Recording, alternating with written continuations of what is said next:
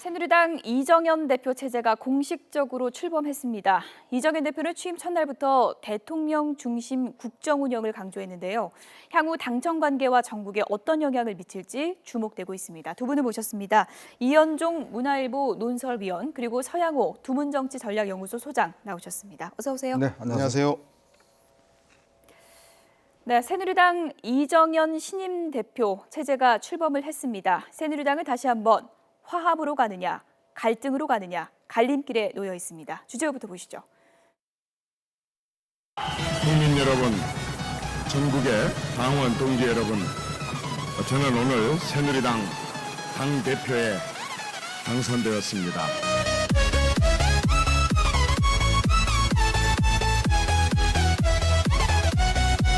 이 당에서 이정현 대표님이 당선되시는 건 아마 잠자는 호랑이 다가리를 돌리고 16발 2개 뽑아오는 것보다 더 힘들고 정말 아마 대통령하고 가장 많은 직접적인 통화를 한 사람 중에 한 사람일 겁니다. 대통령이 여러 국정을 다루는데 그 얼마나 많이 바쁘시겠습니까? 그래서 정말 할 수 없이 우리 수석님하고 많은 접촉을 좀 했다니까 전화하기는 밤새 좀 편하게 제가 원래 월변이라서 밤늦게까지 일하는 스타일이라 직접 대통령께 전화하시고 고맙습니다.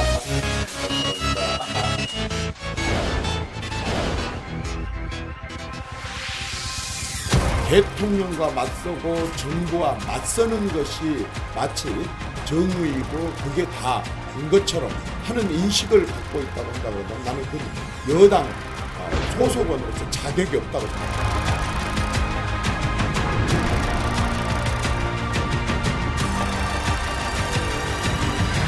저는 지난 총선의 참패를 보고 우리 새누리당이 민심과 괴리된 그러한 일을 많이 해왔다고 생각을 해서 비주류가 대표가 되기를 바랐습니다. 그리고 또 지원도 했습니다만 국민 선택은 또 다른 선택을 했습니다. 어떤 결과가 나오더라도 거기에 대해서 그대로 국민 뜻을 존중하고 정치도 보고 잘 해나가기를 바랍니다. 나 어떻게 빨리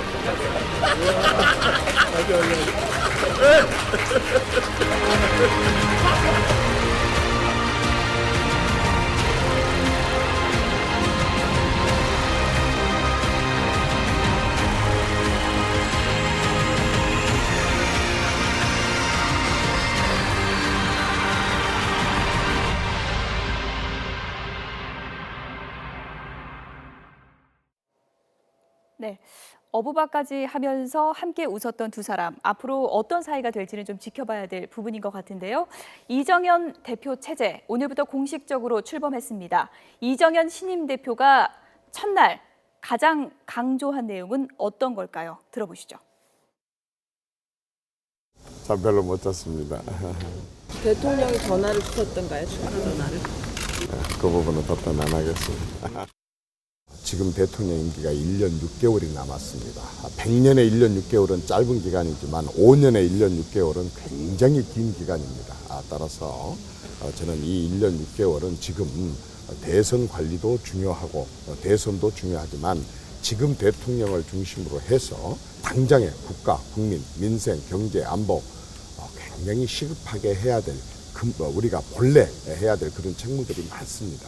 민생과 경제와 안보를 포함한 시급한 국정 현안들을 제대로 이 정권에서 정말 국민들이 원하는 방향으로 될 수 있도록 그런 방향의 모든 당력을 집중을 할 생각입니다. 네, 대통령 중심의 국정 운영. 이정현 신임 대표가 첫 일성으로 내건 키워드입니다. 어떤 의미라고 봐야 될까요? 아무래도 이제 이정현 대표를 이야기를 하면 예. 박근혜 대통령 빼고는 이야기할 수 없죠. 본인의 정책 성장의 거의 90% 이상을 박근혜 대통령과 함께 했다라고 해도 과언이 아니지 않습니까? 이제 그런 차원에서 이제 참모 출신의 예. 대표입니다. 그러니까 한 번도 원내대표, 상임위원장, 간사 이런 거 해본 적이 없습니다. 그러니까 철저히 이제 참모 출신의 대표가 됐는데 이제 그런 상황에서 이제 아무래도 박근혜 대통령 관계 속에서 이제 여당과 청와대와의 어떤 동일한 함께 하겠다는 그런 의지를 강조한 것 같습니다. 예. 아무래도 이제 함께 호흡을 맞춰서 가겠다 이런 입장들을 강조한 것 같은데 이제 문제는 그겁니다. 과연 이제 지금 여당이 할 일이 청와대와만 호흡을 맞추면 되느냐? 그게 아니거든요, 사실은. 야당과 일단 제일 중요한 게 뭔가 만들어내야 되지 그렇죠. 않겠습니까? 이제 그런 차원이라면 당청 관계가 이제는 뭐 좀 더 수직적 관계가 좀 더 뭐 분명하게 되는 것 같습니다. 과연 그것이 국정 운영의 원활한 관계가 될까? 예. 또 성과가 이루어질까? 그건 상당히 의문부호로 남고 있는 그런 상황 같습니다. 네. 네, 제가 볼 땐 뭐 그 대통령 중심의 국정 운영이라고 하는 것은 다른 게 아니라 현재 대통령 임기가 1년 6개월밖에 남지 않았기 때문에 당권 경쟁에서 친박 비박의 갈등이 심화되었는데 또다시 바로 조기 대권을 통해서 대권 경쟁을 통해서 친박과 비박이 또다시 개파 갈등하는 것은 올바르지 못하다. 그래서 대통령의 국정 운영을 뒷받침하기 위해서 민생과 경제 분야, 안보 문제에 대해서 집중하겠다라고 하는 취지로 읽혀지고 있는데 다만 좀 우려스러운 점은 걱정되는 점은 그렇게 정말로 대통령 중심의 국정 운영을 잘 하기 위해서는 총선 패배의 민의를 잘 받들어줘야 되는데 그것의 핵심적인 것이 여소야대 국회를 존중하는 협치 정신일 것이고 그렇기 때문에 야당과 언론과 국민들이 간절히 원하고 있는 우병우 수석 의혹 문제에 대한 해결 그리고 전기세 누진제 개선 등 예. 민생에 대한 문제를 얼마만큼 대통령에게 바르게 전달할 것인가 그것이 가장 관건이지 대통령 말을 잘 듣는 여당 대표를 뜻하는 것은 아닐 것입니다. 이 점을 이정현 신임 예. 대표께서는 잘 새겨야 될 것 같습니다. 김재원 수석하고도 오늘 만났지만 또 야당도 찾아가서 김종인 대표 그리고 우상호 원내대표와도 또 화기애애하게 얘기를 나눴습니다. 하지만 신경전도 좀 있었습니다. 우상호 원내대표는 당장 청와대 지시에 충실한다면 야당과의 관계가 순탄치 않을 것이다. 이렇게 그렇죠. 경고 섞인 얘기를 하게 됐는데요. 일단 야당으로서 가장 예. 우려스러운 부분이 그 지점일 겁니다. 그러니까 특히 이제 지금 이정현 대표가 취임 일성으로 해서 이제 당청 관계를 이제 뭐 똘똘 뭉쳐하겠다는 입장들을 이제 밝혔지 않습니까? 근데 문제는 지금 야당 입장에서 본다면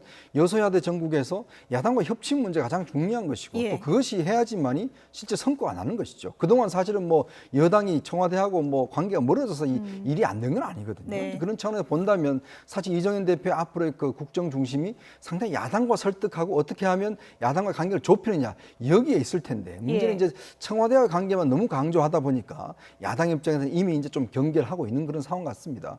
특히 이제 이정현 대표가 앞으로 야당과 어떤 관계를 가져갈지 모르겠지만 예. 정말 대통령한테 옳은 소리를 하고 이빠른 이야기를 하고 그렇지 하지 않을 경우에 또 야당과 관계를 좀 각지고 갈 경우에는 사실 국정 성과 내기가 굉장히 힘든 상황이거든요. 예. 당장 이제 이번 정기국회 때 여당이 어떤 성과를 냈냐는 결국 야당과 얼마나 협치를 하냐가 중요하기 때문에 거기에 일단 이정현 대표의 어떤 잘할 수 있냐가 시금석이 달려 있는 것 같습니다. 네.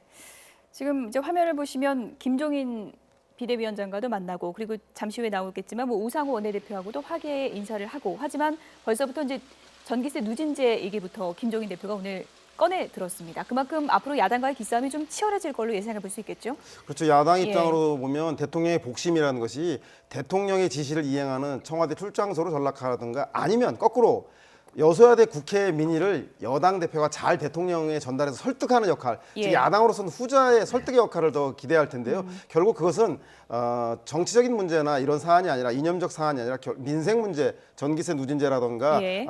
그 하반기 국회에서의 주요한 민생 문제에 대해서 함께 해나간다면 얼마든지 협치가 가능할 것이다라는 것을 우회적으로 압박하고 있는 것 같습니다. 네.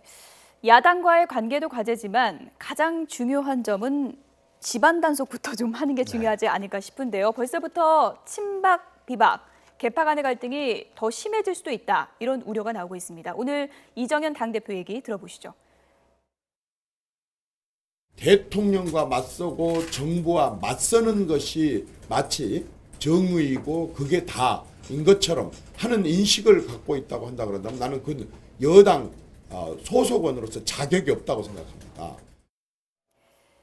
네, 얘기만 들어도 누군가를 겨냥하는 듯한데요.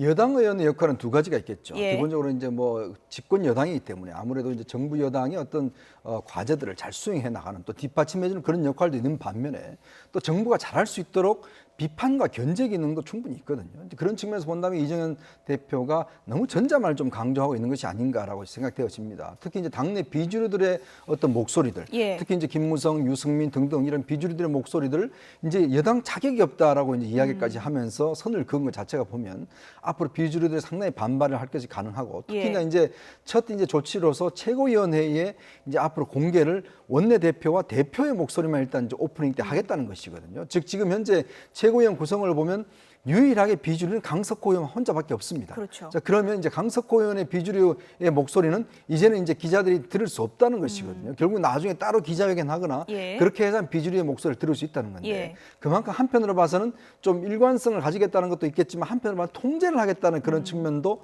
강조하고 있거든요. 과연 이렇게 이제 통제를 비주류의 어떤 목소리를 통제를 해서 과연 당이 잘 굴러갈 것인가? 예. 과연 하나의 목소리로만 여당이 간다면 제대로 갈 것인가? 이것에 대한 일단 의문점들이 많은 것 같습니다. 네, 이정현 신임 대표가 어제는 친박과 비박, 새누리당에 이제부터 그런 개파는 없다라고 선언을 했지만 취임하고 첫날 이런 얘기를 한 것 자체가 또 개파 갈등을 유발할 수 있다 이런 얘기가 나오고 있습니다. 지금 조금 전에 이정현 대표가 그 한 발언에는 특정인을 겨냥했다 이런 좀 얘기도 나오고 있더라고요. 네, 그렇죠. 비박들 예. 보고 정신 차려라 이제 내 말 잘 들어라고 하는 얘기로 들릴 수밖에 없을 텐데요. 그 친박 비박 개파 갈등은 이제부터 없어집니다라고 하는 선언으로 없어지는 것이 아니라 실제로 존재하고 있는 그 총선 공천에서의 녹취록 파문처럼 드러났던 개인 문제에 대해서 친박이기 때문에 오히려 이것을 덮을 것이 아니라 그 실상을 밝혀내고 진상을 규명하는 작업을 해나가는 것이 예. 비박의 그 마음을 달래서 당내 화합에 이를 것이고요. 오늘 같은 경우에도 강석호 최고위원이 발언을 그 친박의 공천 개입에 대해서 발언하려고 하자 최고위원 발언은 비공개하겠다라고 일방적으로 전환하지 않았습니까?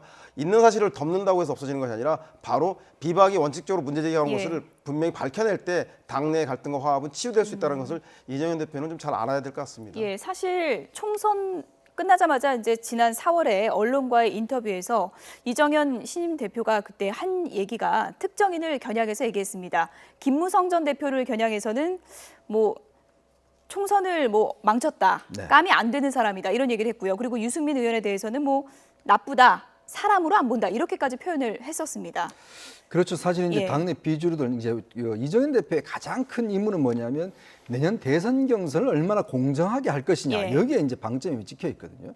지금 상황으로 본다면 지금 이제 뉴욕에 계시는 이제 반기문 유엔 사무총장이 연말에 돌아오면 아무래도 대권 레이스가 이제 본격화하지 않겠습니까? 예. 그런 면에서 볼 때는 친박 입장에서 보면 지금 반기문 사무총장을 밀겠다는 생각이 좀 강한 것 같아요. 그러면 나머지 비주류의 어떤 후보들, 예를 들어서 김무성, 유승민, 그다음에 오세훈, 남경필 등등 예. 이런 사람들이 공정하게 사실은 대권 경쟁할 수 있도록 만들어주는 것이 제가 볼 때 이정현 대표의 가장 첫 번째 임무인데 예. 문제는 이제 이런 식으로 평가를 해버리니까 예전에도 그런 게 있었거든요.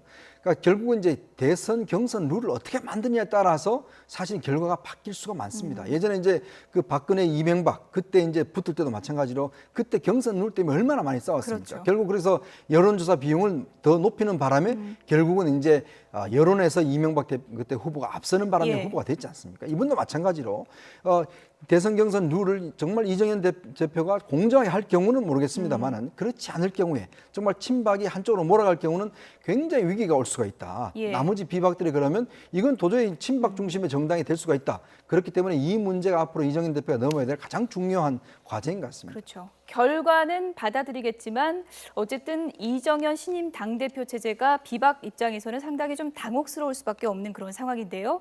김무성 전 대표와 유승민 의원의 얘기 들어보시죠. 새 지도부의 탄생을 축하합니다. 새 지도부는 일반 국민의 눈높이에 맞추어서 당을 혁신적으로 변화시켜 주시기를 당부드립니다. 이정현 대표가 일을 잘 하기 위해서는 집권 여당의 대표는 대통령과 정례회동을 반드시 해야 됩니다. 저는 그걸 1년 9개월 동안 못했습니다. 그래서 이정현 대표가 대통령 정례회동을 해서 당정이 서로 활발한 소통 속에 대통령의 남은 임기를 제대로 잘 도우고. 전당대회 결과가 그래 나왔으니까 새 지도부가 그 지금 국민들께서 당에 대해서 갖고 있는 그런 실망하는 그런 부분에 대해서 좀 잘 해주길 기대하는 뭐 그런 마음밖에 없죠. 비박계는 한 번밖에 들어가시지 못했는데 그거에 대해서 좀 어떻게 보시는지. 투표 결과인데 어떡하겠습니까? 네. 김무성 전 대표가 이정현 신임 대표에게 정례회동을 대통령과 좀 해라라고 당부를 했는데 말 속에 좀 뼈가 있는 것 같습니다. 네. 지금 오늘 김재원 그 정무수석하고도 이야기를 했지 않습니까? 예. 김재원 수석이 대통령과 통화 좀 하십시오 하니까 대통령 바쁘시니까 그냥 우리끼리 전화를 합시다 뭐 이런 예. 식으로 이야기를 했잖아요. 저는 그게 제일 중요한 것 같습니다. 지금 사실은 예전같이 그냥 참모가 아니거든요. 이제는 여당의 대표입니다. 그러면 뭔가 격식을 갖춘 그런 어떤 정례회동이 필요한데 예전과 똑같은 방식의 어떤 그런 일방적인 전화 통화라든지 그다음에 뭐 정무수석을 통한 이야기라든지 이런 것만 한다면 사실 여당 대표로서 대통령한테 어떤 입바른 소리를 할 수가 있겠는가? 이제 그런 게 이정현 대표의 가장 큰 이제 과제라고 할 수가 있겠죠. 네. 지금 정치권을 흔드는 게 바로 호남 변수라고 합니다. 두 야당이 아주 당혹스러워졌습니다. 호남이 지지 기반이었는데 여당의 호남 출신 당대표가 탄생하지 않았습니까? 야당 입장에서는 어떻게 받아들여야 될까요, 이걸? 그렇죠. 이정현 대표가 호남 출신과 더불어서 김무성 전 대표도 첫 민심 대장정, 민심 투어를 갔다가 팽목항 세월호 가지고 또 좀 있으면 내일은 김대중 생가에 가겠다고 하는데 오늘 갔다고 합니다. 오늘입니까? 그래서 이렇게 호남에 대한 그 집권 여당의 행보가 넓어질수록 그것에 대한 지지 기반을 야당으로서는 당혹스러운데 특히 호남을 놓고 경쟁하는 것도 당혹스럽지만 이정현이라고 하는 비주류 호남 출신이 집권 여당의 보수 정당의 당 대표가 되었다는 것 자체가 변화를 상징하는 것이기 때문에 다가오는 더불어민주당의 전당대회와 그것에 국민의당이 호남 당으로서 지지 기반을 갖고 있는 당으로서 새누리당의 변화들이 두 야당에게 상당한 압박감으로 경쟁으로 다가올 수밖에 없기 때문에 더욱더 신경을 쓸 수밖에 없는 그런 상황인 것 같습니다. 네. 그러니까 지금 호남 변수가 등장하니까 이정현 대표 입장에서는 이런 얘기하지 않았습니까? 새누리당 호남 포기를 이제 포기해야 된다. 이렇게 이제 내세우고 있는 거고 지금 박지원 비대위원장이나 문재인 전 대표 입장에서는 이 여당까지 지금 호남 경쟁에 돌입하면 우리는 어떻게 해야 되냐 이런 입장인 것 같은데요. 그렇죠. 사실 지금 이제 야당이 지금 호남만 가지고 이제 안주하고 있다가 상당히 제가 볼 때 위기에 직면한 것 같습니다. 더군다나 이제 호남 대표가 이제 됐기 때문에 아무래도 호남 입장에서 볼 때는 호남과 그다음에 충청과 등등 이제 TK 이 벨트로 이어지는 내년 대권 구도를 짤 수밖에 없거든요. 자 그렇다면 지금 호남을 기반으로 했던 국민의당과 또 더불어민주당 같은 경우는 이제 영토 확장이라는 측면에서 본다면 상당히 이제 과제가 있죠. 지금 왜냐하면 지금 이제 호남 출신 여당 대표가 됐기 때문에 기대가 클 겁니다. 이런 부분은 또 앞으로 아마 제가 볼 때는 그동안 뭐 순천에 이제 출마하면서 예산 폭탄을 내리겠다고 이야기했지 않습니까? 그런 측면에서 굉장히 신경을 쓸 수밖에 없죠.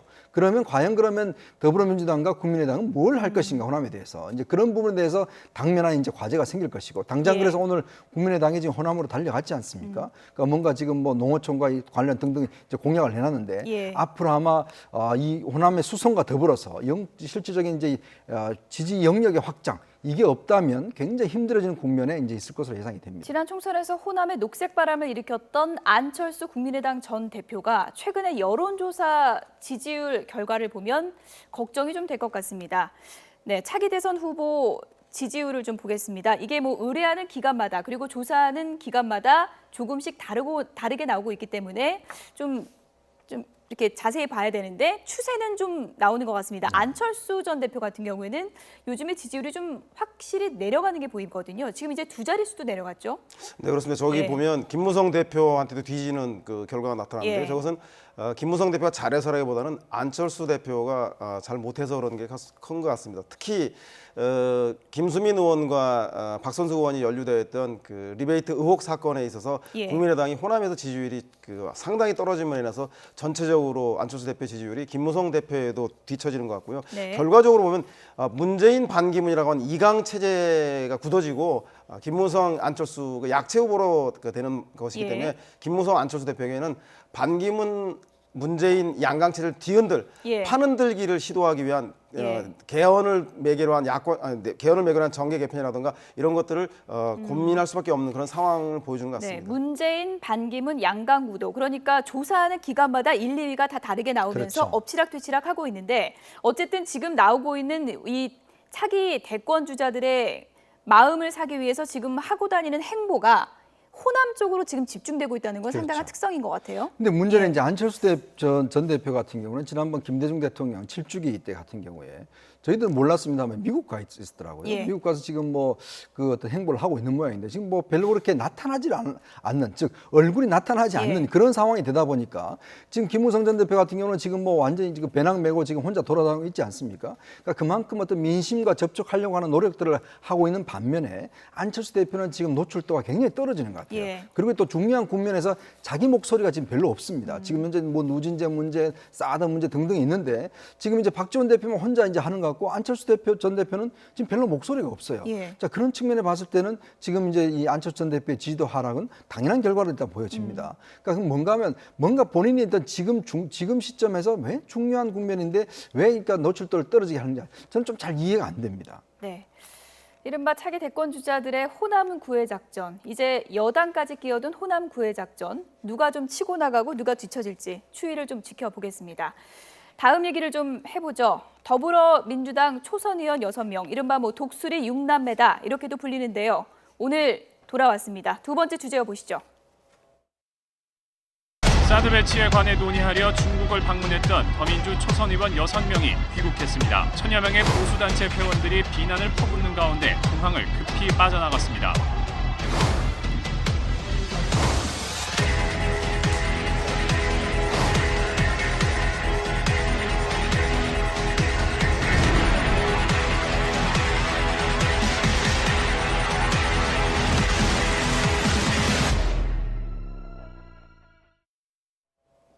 네, 애국이냐 매국이냐 방중 성과를 놓고도 지금 여야 의견이 엇갈리고 있는 것 같습니다.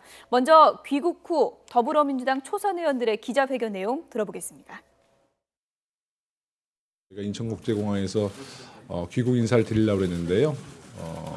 그 현장이 조금 어수선해서 오늘 정론관에서 이렇게 인사드리는 점 죄송하게 생각합니다. 이번 중국 일정을 잘 마치고 돌아왔습니다. 국익을 생각하면서 아주 진지하고 차분하게 일정 하나하나를 잘 소화했습니다. 일정 잘 마무리했고요.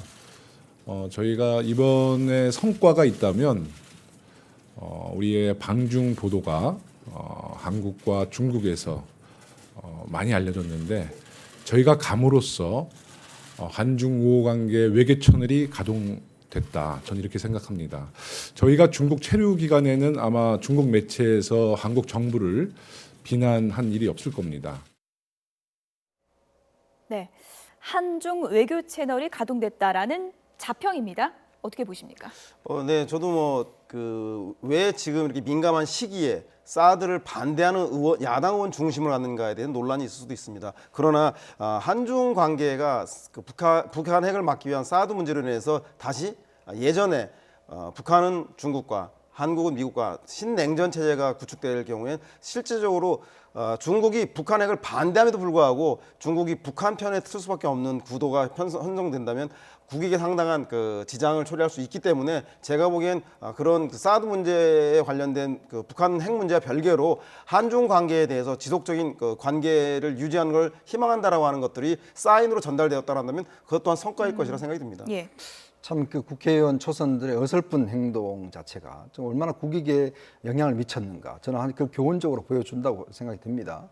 특히 이제 외교 관계에 있어서는 정말 내혹하지 않습니까? 그런 측면에서 너무 외교 관계를 나이브하게 봤다라는 측면도 있고 너무나 준비 없이 갔다는 거. 지금 예. 특히 이제 중국 측 같은 경우는 그 준비해 온 사람들이 정말 전문가들만 다 나왔었거든요. 우리는 전혀 사드 문제에 대해서 전문가들이 아닌 사람들이 가서 일방적으로 듣고만 왔다라는 그런 측면들도 있는 예. 것 같습니다.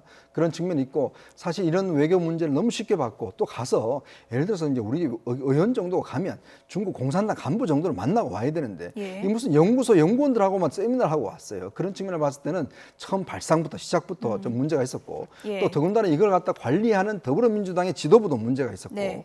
또 이걸 갖다 그냥 놔둔 저는 정부 당국도 상당히 문제가 있었다. 정말 네. 이번 문제를 계기로 해서 의원 개개인들이 정말 이 한 행위 자체가 외교에 얼마나 중요한 걸 미치는지 다시 한번 돌아봐야 될 것 예. 같습니다. 김종인 비대위원장은 뭐 여행 갔다 돌아왔는데 뭐 그렇게 큰 문제가 되느냐, 여행 갔다 돌아왔다 이렇게 이제 표현을 하기도 했는데요. 지금 새누리당에서는 갔다 온 방중 초선 의원들 징계해야 된다. 이렇게 주장하기도 했습니다. 들어보시죠. 더불어민주당 소속 6명의 초선 의원들은 귀국 즉시 역사의 길이 남을 사대주의적 태도로 대한민국 국민의 자존심을 상하게 하고 국회의원의 품위를 떨어뜨린 것에 대하여 전 국민 앞에 속고대죄하는 심정으로 사과하여야 합니다.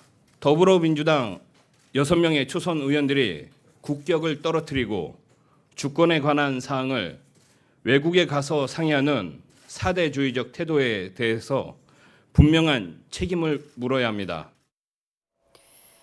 손혜원 의원 같은 경우에는 뭐 카톡방 공지 보고 단순한 생각으로 신청했다고 얘기해서 더 큰 논란을 낳기도 했는데 조금 전에 더불어민주당 지도부가 잘못된 대응을 했다라고 지적을 하셨는데 그러면 이 부분 지금 귀국했지 않습니까? 향후 대응을 어떻게 해야 되는 겁니까?